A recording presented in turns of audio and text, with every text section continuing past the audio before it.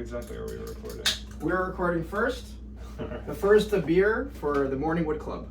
Boom. And it's warm too. Didn't have time to chill it this morning, I guess. Well, we just picked it up on the way here. Still tastes pretty good. Okay. Still should taste pretty good. It's good beer. So this is Steve. This is Rich. This is Sergei. And we're gonna do some wood stuff. And let's pretend it's not there. Also there's voodoo chips. Oh, okay. Yeah. That's important for the video. Yes, very important. So the first thing, so there's two things. First is the guitar thing, and then the second thing is his chest thing.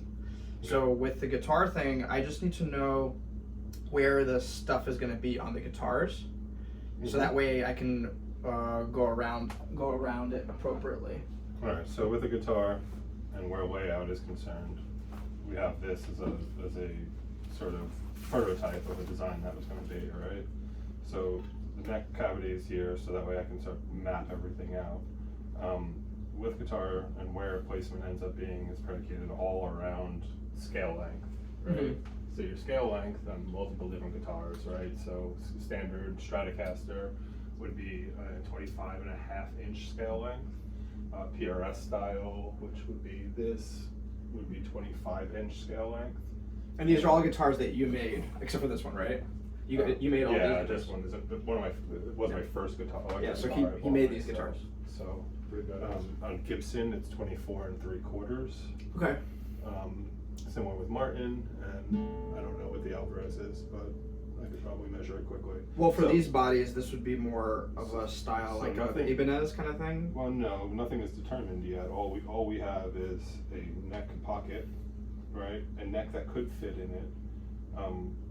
Now there's ways you could design a guitar first, you could figure out your scale length, you could do layout and draw it all out. However, in my backwards process, I usually figure out a design I like and then start assembling, choose a scale length that I like for whatever purpose, and start assembling and seeing where I want everything to lie out, and that's where,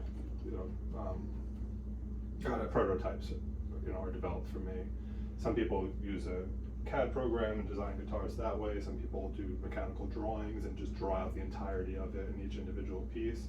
I just start chopping wood and seeing what I like. I mean, Got it. In essence, a guitar is a couple boards of wood and some strings on it, right? So. Well, what's the most popular length? It'll be the 25.5. Well, again, there's three main electric guitar scale lengths, right? There's 25.5, which is Fender, right? There's 25, which is Polaroid Smith, and then 24 3/4 primarily for Gibson. Yeah. Right. So I wouldn't say there's a more popular. I'd say more people own either a Fender style guitar scale length or a Gibson style guitar scale length. Got it. I do have a pre-made neck that I bought like 10 years ago that I use for prototyping, but it's 25.5-inch, I believe, and it fits this neck pocket. Okay. Pretty cool. Pretty cool stuff. And I'll explain what scale length and why it matters.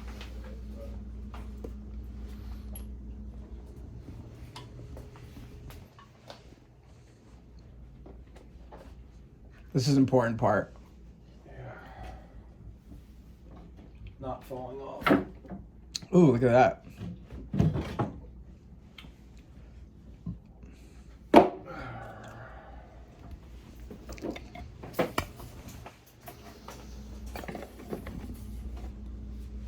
So scale length essentially is the distance between your nut and the bridge. So your nut is what holds the strings up by the headstock, and your bridge is what holds the strings down by the tail, right?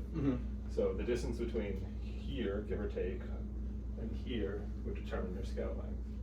Now, most guitars have, between 21 and 24 frets, right? Some Fenders, like Telecasters, have 21 frets, Strats can have 22, there's Super Strat style guitars that have 24, all based within the same scale length. To measure and know what your scale length is on the guitar, you would measure from your nut to the bridge, or you take your neck and you find your 12th fret where it ends, and you see here we have 12 3/4 essentially. Okay. Right, so on a guitar neck, you have two chromatic scales, right? 1 to 12, and then 12 to 24 would be your double of that. So you measure from your nut to your 12th fret, you get 12 3/4, you double that, it's 25 and a half, right? Okay. So this is a 25 and a half inch layout, and that matters because you divide the distance for each of these fret locations, right? And then that's where you cut your slots to fit your frets in. Okay. So I think this guitar, if I remember correctly, I routed it out for this neck. Yep. So one place in, it's nice and tight. You can lift up the guitar on it, right? Jam it forward a little bit.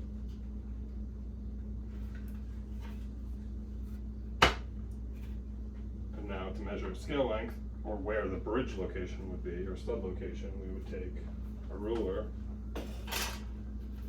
We'd go to the nut.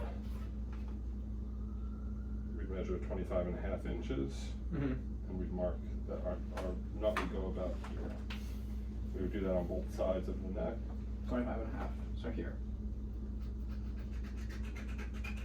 Give or take, but what you'd want to do is you'd want to get close to the 25 and a half because we want precision. 25 and a half, and then we'd go over to the other side. And we would do the same thing. From where the nut would be, give or take there, 25 and a half. Here. Okay. We create a straight line. Now, you're not always, it's not, you know, you're gonna offset it a bit when you put the bridge, and also depends on what style bridge you use. This is the middle, like where the This is- strings touch, but the thing that's clamped down here will extend even Well- like further, right? Like it'll go like all the way down here. Again, it depends on what style you're using. If you're Yeah. using like a Fender style bridge like this one, Yeah. you know, your 25 and a half is roughly around the distance between your high E string. And your low E string is offset a little bit further back. Got it. It's just based on string thickness. So the string thickness comes into play with scale length because it actually lengthens or shortens the distance between by a small amount. Then there's like PRS style, which are wraparound bridges, and then there are Gibson style, which are tunematic bridges like this one. Yeah, that one's crazy. Looks cool. And the distance between each of this, or where these stud locations would be based on the distance of the actual bridge itself and how you I like that metal pass it. one. That's nice. Yeah, So that line is essentially where it touches, where it touches these. right? where touches So it goes an the inch string touches the down, bridge. or like 3/4 of an inch. Well, no, because from here to here on this guitar is about 25. It might be off by like a 1/4 millimeter or Uh-huh. so, depending on where it's scheduled. Typically, or set up. Typically, your high E is pretty true, right? Your G string is usually offset back a little bit, and your E string, your low E string is typically Okay. set back like, I don't know, 2 millimeters or so. Okay, got it. Because my goal is, for my end, I'm gonna carve this like crazy, but I don't want to carve into like some place where this is gonna have to like clamp down. I want to avoid this. I want to avoid also where you put the So your pickups. pickup locations. Typically, what I do, and the reason why you see this here is I like my first pickups to butt up directly against the. so therefore you neck can have itself. the spacing. But you could have spacing, like you see on this guitar. Right. There's spacing between the neck pickup and the actual neck Right. itself. But then you see these. I butt up the pickup mount rings or pickup rings right to the neck itself. Got it. This one has a slight gap, and this one has a slight gap. Depends on what I feel like doing. Got it. Okay. So essentially, you would carve here, and then what I might consider doing, depending, is Because you also need these knobs to go in different places too, right? yeah, knobs. I mean, that could be anywhere you want. It doesn't really matter, right? Wherever you like the layout. So let's just say we have a bridge. Do I have any extra bridges? I don't. Oh, let's say we have a bridge. We have some.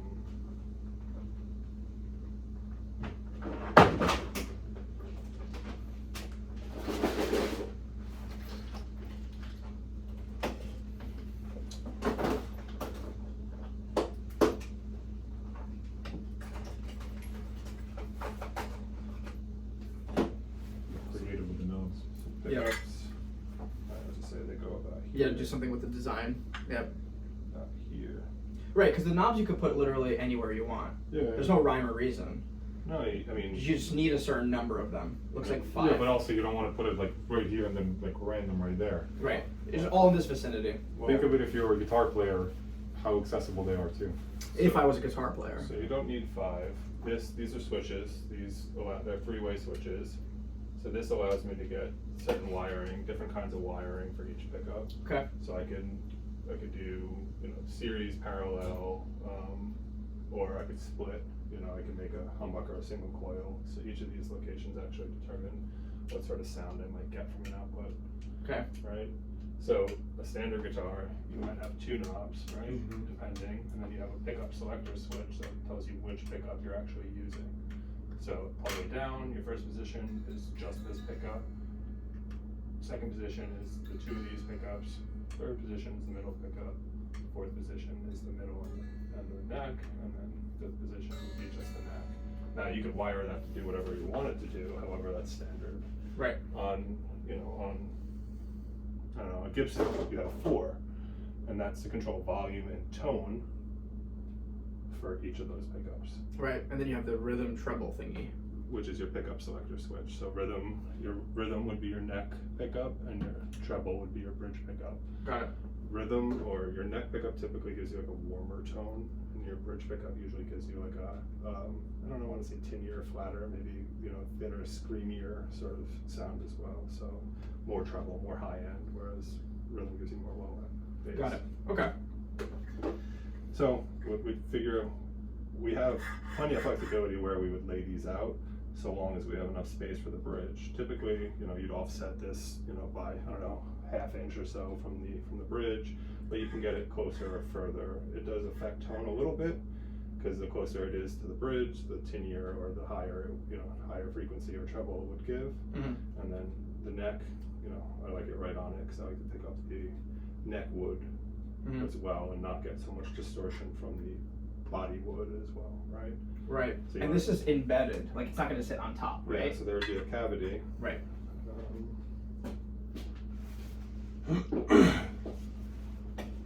Pretty cool stuff. Yeah.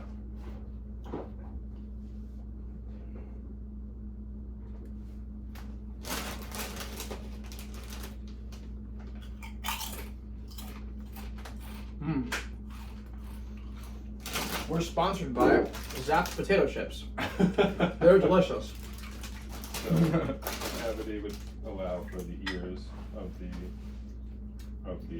pickup, which holds the actual pickup down, and then allows the cover to. If you don't need a cover, like you see, this doesn't have a cover. These don't have covers, right? But yeah. I like covers. I etched it with the laser too. So. Oh wow, you did that with the laser. Nice. Yeah. Okay. I like the gold. Yeah, there's gold, there's black. I got a black one too.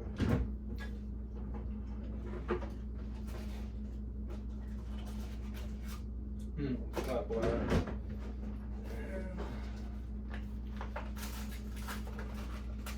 I'm gonna do with a V tool. Carve that in. I'm gonna probably use a lot of the tool. What did you give me with the circle tool? The circle Gouges. gouges. Yeah. Yeah, probably a lot of that. The springs that would hold the actual pickups themselves. Right. Got it. So let's maybe draw the So what I would do out. for you is I would create Here. a box. This is probably better. Oh, I got a pencil. A pencil will show up better. Oh, there we go. Not a pencil? Yeah, right here. Sharpened? No. Not particularly.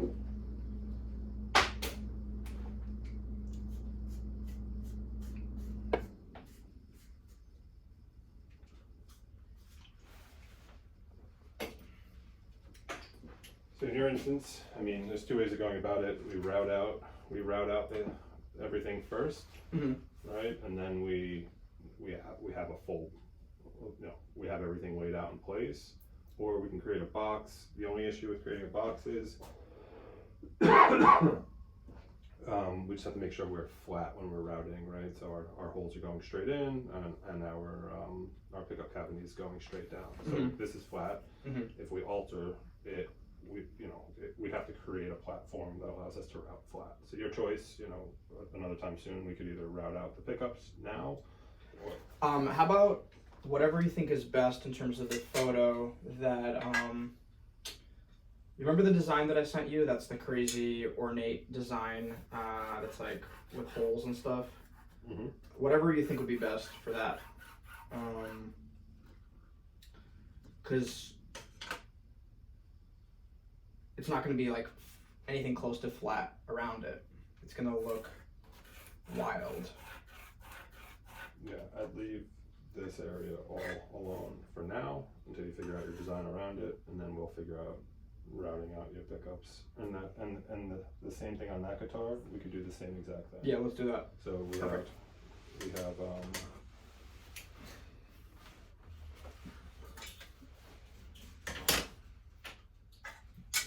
so with that one, you can just rest right on top and give us a tap.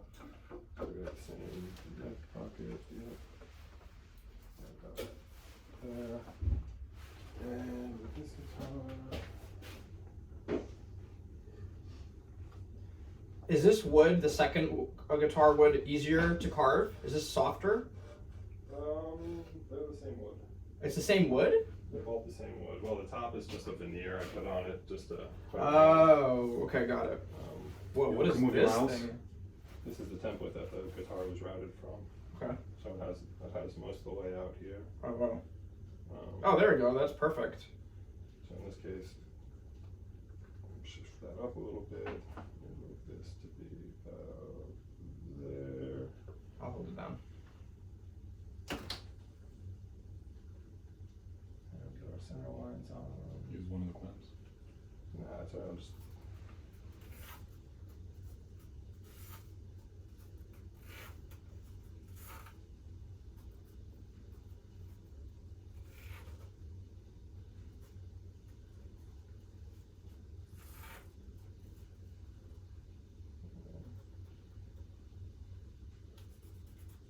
Is this Give or take. thing I important? I gotta double check it. Okay. This.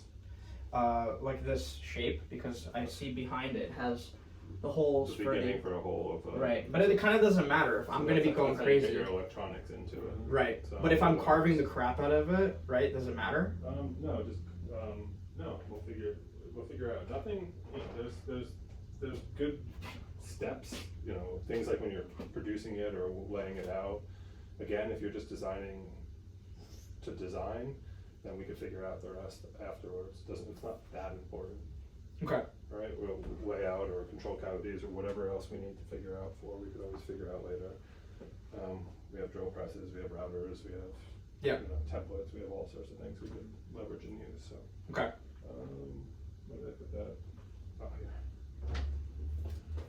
All right, so again, finding our scale length. This one we know is 25.5. So we're gonna mark out our location for the bridge studs.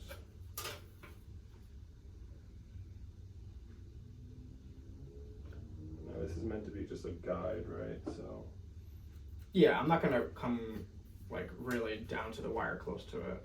Just need a rough... what I might suggest in looking at the layout, just based on this, I might move these down a little bit more, right? So I might actually bring this one to about here. Oh, okay. Just because we want it a little closer to the bridge, right? Okay. So I might let's see. That might make designing it easier as well. I might go like here.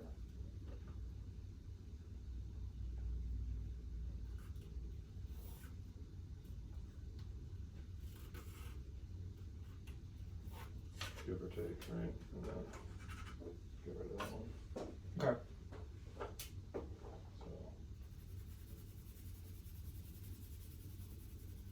So one we keep. So one we keep. Okay. And then I just need to figure out for this how big this thing is. But Well, what's approximately. going to happen is we're going to have a stud, right? Depending on which style. Like if you're going with wraparound style bridge Yeah. or a kinematic style bridge. I think the wraparound's gonna have to. We can't do that because if I'm gonna be carving the crap out of it, I might not even have anything to clap onto. Well, you would, because we would just drill studs. But Oh, okay. I mean, this is what Not a big deal. I made, right? Oh, okay. So it's not a big deal. This is just. It could look better for the style, actually. That's true. Tailpiece on the Gibson. This is standard tailpiece, a separate piece that has 2 studs that are drilled in, right? But depending on what you do, we could even just drill 6 holes through the body itself, like this one, and just come through the back and not even use a tailpiece. Right? So Yeah. Yeah. So you're gonna drill 2 studs, like one about here, one about here. Okay, Right? got it. That's helpful. That's what's gonna post it in. So I'd Okay. leave this box, you know, pretty free. Start your carving and then incorporate the rest of the carving into where, Yeah. you know, after it's all laid out, into where it goes. That way you have control over, you know, how it's laid out afterwards. Got it. As far as well, I'd probably say do pick up selector, volume, tone, something around there. Or Okay. give or take like that. Got it. Okay. Again, Makes sense. none of it matters, right? A guitar is a piece of wood with strings on it. You know, everything else is secondary. Right. Okay. Cool. Nice. So I'll leave this, I guess, with you, right? Take it. Take it. All right. Because Because I can carve this as you well. want to re-reference it. Yeah, you can carve that, or you can put a design on there too. So Yeah. these pre-made necks, so I don't use them. I use them. I used it for layout and design, right? Quickly. These pre-made necks, they give you a flat pattern, so you could take your headstock template or whatever design you have. That's these guitars, right? And you can lay it out on there where it fits or makes sense, right? And then just find out it's got to be flat, right? Drill your holes and all the rest, and then cut this out to the shape you want it to be.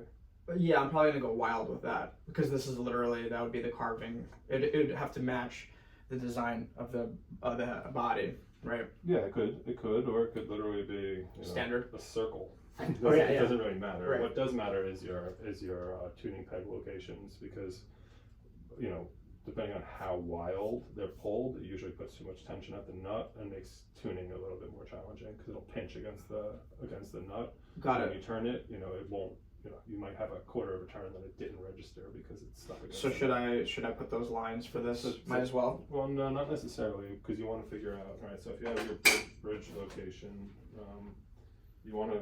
Where's that pencil? Pencil. It's always the problem in the shop where you put your fucking pencil. Yeah. There's another one. Here's another one. So figure we have our bridge here, right? Your E string is going to be roughly around here. A, D, G, B, E, typically, right? Give or take. So what we want that to be, roughly, right? It's just how it fans out. So that way we have less tension at the nut. Right. You want the angle to be as big as possible. Yeah, You don't want it to be tight. Yeah, you want shallow as possible. Right. Big as possible would be that way, right? Right. So you want to alleviate some of the tension that it's going to have laterally on the nut. Got A it. little bit. Okay. On an angled headstock, especially. All right. So guitar wise, I think I'm good. I'm set. And before I even carve anything, I'm going to design it and then show it to you. All right. And then for Sergei, you're doing chest. Well, I'm doing chess right now, but I need to first concentrate and create the chess pieces itself, because that's going to take some time, right? And then once that happens, I'll reach out to you in regards to the chessboard and how to make different colored chess, right? Because it is black and white, so I'm trying to figure out how to do that. If I need to just get one piece of wood, carve out a square in it, and then just essentially get a couple of different pieces of wood, lighter and darker, and then just kind of carve out the. So what you're going to do is, you're going to get something like, and wood selection is going to be what determines what your outcome is. This is curly quilted maple, right? That's what made the green guitar, right? And this is walnut, right? So you can see that you have contrast, right? You have to decide a couple things. Do you want end grain, like a cutting board, for example? Or do you want top grain, like this would be, for example, right? It comes into play. If you're doing end grain, you know, essentially you're using the edge of the actual blank that you're using, right? Or billet that you're using. If you're not, then you could use the top face as well. So what you would do is you determine how thick you want your squares to be, right? Your chess pieces. You got 64 squares on a chessboard. And to do that, the simplest way would be, let me see if I have two little pieces of wood, if that makes sense. It's really beautiful, the top of that white. It's like Yeah. so like pearly. Did you carve that piece of wood or finish that, or did you get it like that? Those two. Those two, well, I jointed them, the face, I jointed the face. That's extremely figured walnut, like really figured walnut. That piece there, that little piece there was like $360. Whoa. Yeah. What? The What? Wait, this? the dark wood, yeah. This is $360? Yeah. Why? Look at it. It's beautiful. Is it this? Are these lines artificial? Like less than 1% of walnut trees look like that. That's not artificial. That's natural grain from the way it grew. Like it's not gonna register. But It's a very beautiful piece of wood. Yeah. is it because of the? Look at all this figure. The figure? You got the natural grain here, and then you got the curliness inside, right? I think you could see that. I don't know if It's very the busy. video is going to do its justice. No. Plus, you need to put some water or moisten it. $360 for this. Yeah. And did you do anything to it, like Sergei asked? No, all I did was I threw it through the jointer real quick just to clean out the edges and see it a little bit better. And what about this guy? That is jointed on one face, right? So this top smooth side. What is it? What do you mean by jointed? Like, you go through the machine essentially to Flatten it. Yeah. Okay. So I flattened one end, right? Because it's this right here. You can feel it. It's like finished This, almost. this right here is it's rough, and then the other side is smooth. Yeah. And what is how much is this? That I mean I bought a much bigger piece and then cut it. I think I paid like $180 for it. Nothing crazy. But that I already made 2 guitars out of that block. That's the leftover. Got it. So anyway, what you're going to do is you're going to figure out I don't know what is standard chessboard, roughly 1.75 inches per block, Something 1.5 like that. per block, somewhere around there. So essentially, what you're going to do is you're going to make perfectly square strips, right? And figure you probably want, I don't know, if we got 1.5 times 8, that's 3, 6, 9, 12 inches, right? So we probably want a little overage so we can square off the ends. We'll probably go like 13, 14 inches, right? Give or take. And then 1.5 by 12, we probably go, I don't know, 13, 14 inches again because we're making a square. And what you're going to do is you're going to essentially have your light wood, your dark wood strips that are square, jointed. You know, we don't want gaps like you see here. There's gaps. We don't want that, right? We want them to meet perfectly. So What? I'm getting overwhelmed on your behalf. It's okay. Are you getting overwhelmed? No. so you see right here how they Oh my actually God. meet perfectly. There's no gap, right? This is cedar that's warped and not straight, right? But cut off pieces. So we'll joint it or we'll plane it. We could do that by hand with a hand planer. We could do that with a jointer out there. We could do that with my router table. We could do that, you know, with a table saw and a straight edge. There's a million ways to do it, right? Like there's no shortage of ways to do it. So we'll cut each of these pieces probably roughly slightly. Say if we go 1.75 inches, we'll probably go like, I don't know, you know, 1/8 over, right, with each of the strips. So that way we could joint them, sand them, plane them down to size. You always want to cut a little extra so we could bring it to final size. Throw it through the planer itself. But anyway, so we're gonna have roughly 4 dark and 4 light pieces, if my math is right, roughly 14 inches long by 1.75 inches square, or it doesn't have to be square all around, but at least 1.75 inches flat on 2 sides, right? And then what we do is we're gonna end up gluing them all together, right? So we have opposing sides, and it won't look like much until we take it apart and cut each individual strip down to 1.75 inches. And then essentially what we do is we have just a bunch of blocks like this, but then when we cut it, we're cutting it against it, right? so we're gonna cut this way. Yep. So that way, each opposing piece would just be flipped over, Yep. and the other opposing piece would be flipped over, creating our square checker bar, essentially. That sounds It's intense. a process, yeah. Yeah, I mean, of it's, course. you know, anything you make that's worth it is a process. Of course. You know, you could do it differently too. You could make 64 individual squares and then Yeah, you wrap can, them because together in the square, but it's too much margin for error. Yeah. that way.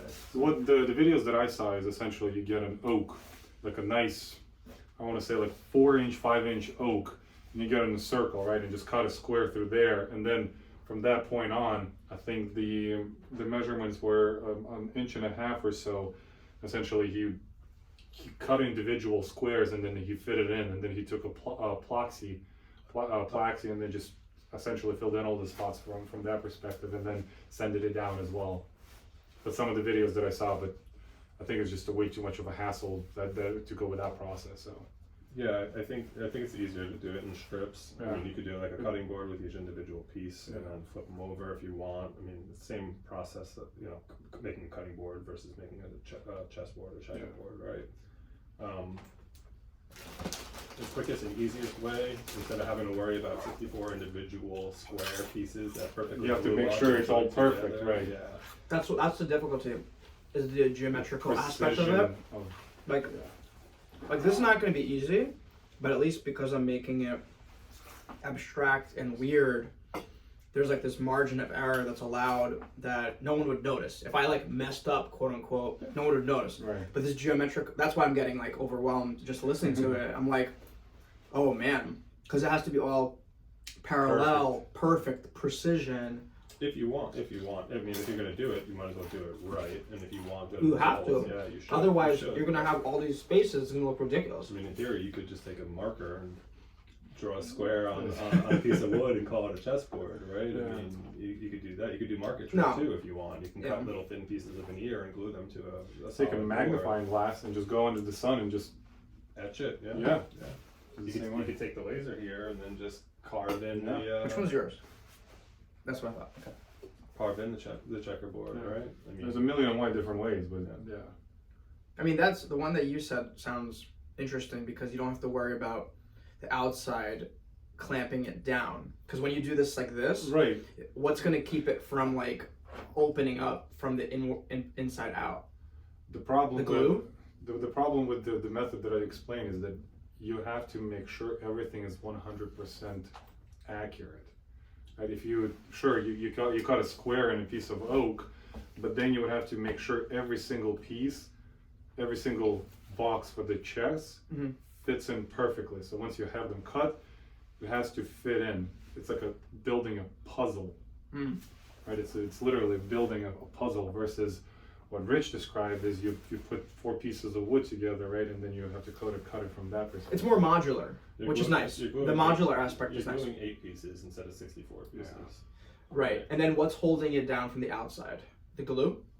I mean, the outside. I mean, glue is stronger than the wood itself. Typically, when you glue a joint, like if I were to snap any of these guitar necks, the glue joint would hold up. Really? Yeah, the wood would break before the glue would.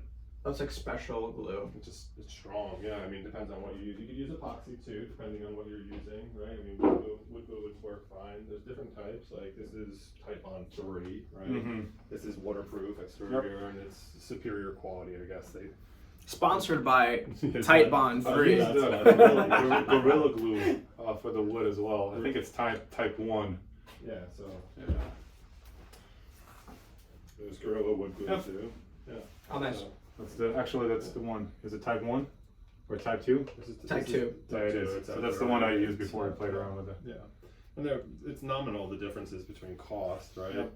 But essentially, I don't know, you're getting like, I don't know, what is it, 1,000, 1,200 pounds of strength versus 700 or 800 pounds of strength.